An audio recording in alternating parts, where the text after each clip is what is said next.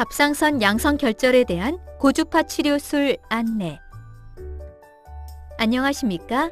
본 동영상은 환자가 시행받을 시술에 대한 정보를 애니메이션을 통해 알기 쉽게 제공함으로써 동의서 작성을 위한 의료진의 설명 과정을 보조하고 환자 본인이나 보호자가 자주적 의사에 따라 시술 여부를 결정하는 것을 돕기 위해 제작되었습니다.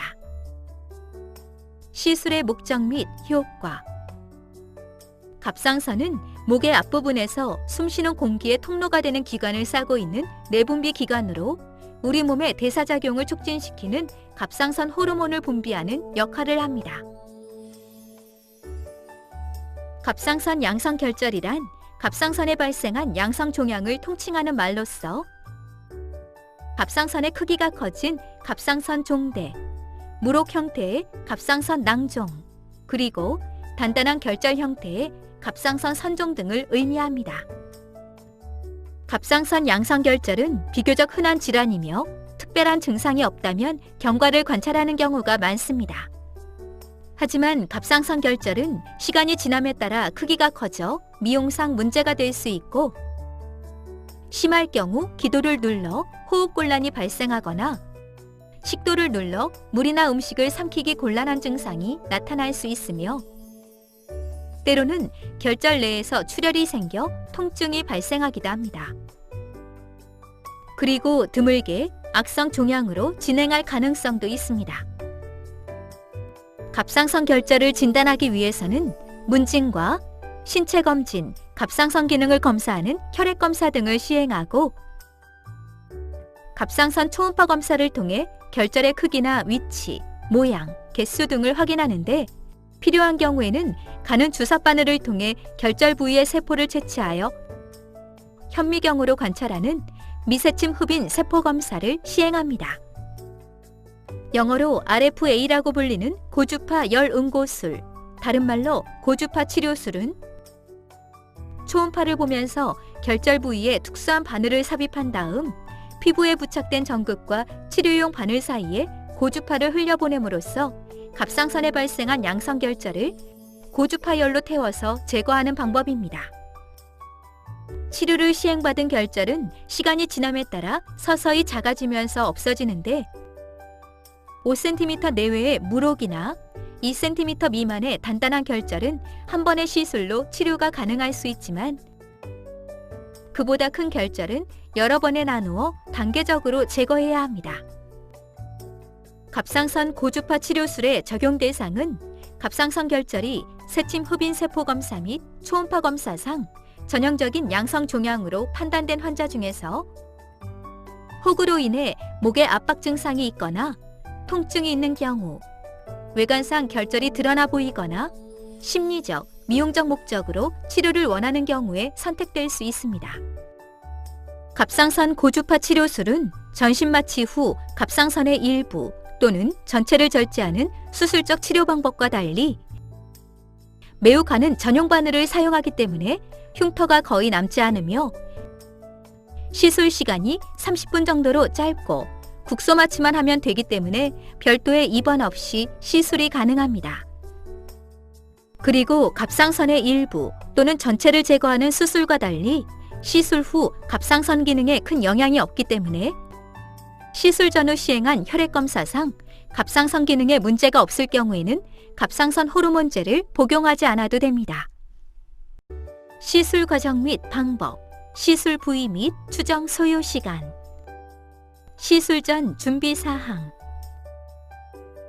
출혈 위험을 높일 수 있는 약물을 복용 중인 분들은 시술에 앞서 해당 약물의 복용을 중단해야 할 수 있으므로 사전에 의료진에게 말씀하여 주십시오. 시술 과정. 시술 부위를 소독하고 소독포를 덮은 후 국소마취제를 주사합니다.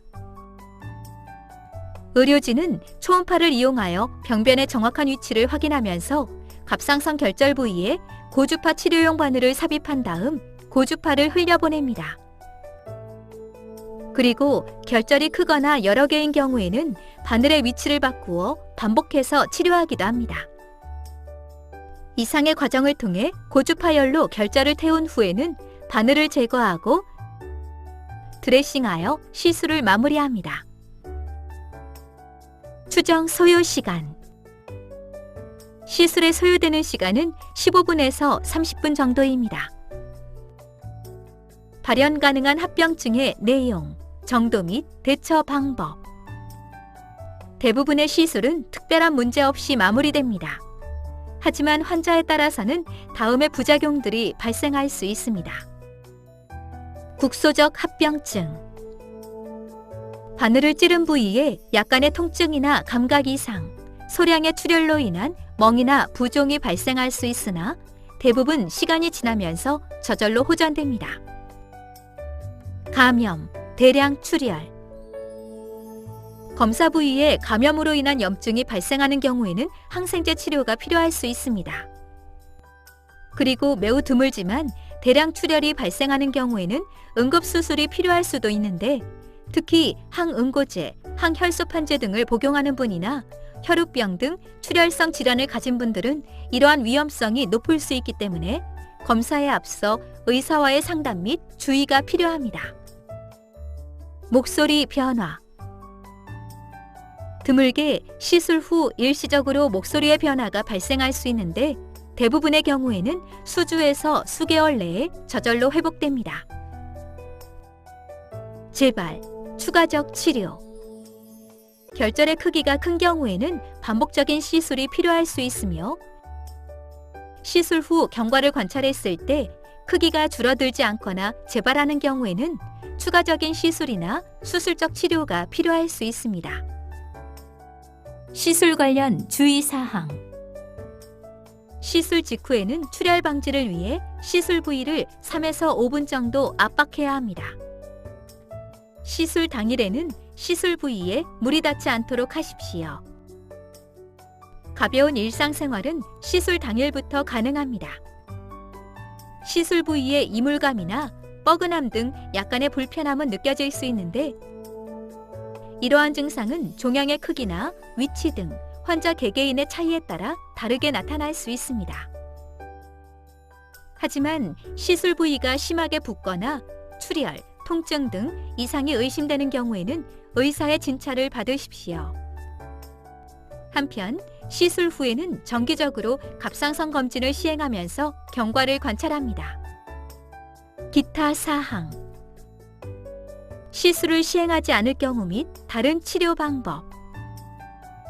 갑상선 결절은 시간이 지남에 따라 크기가 커지면서 다양한 증상을 일으킬 수 있고, 드물지만 악성 종양으로 진행할 가능성도 있습니다.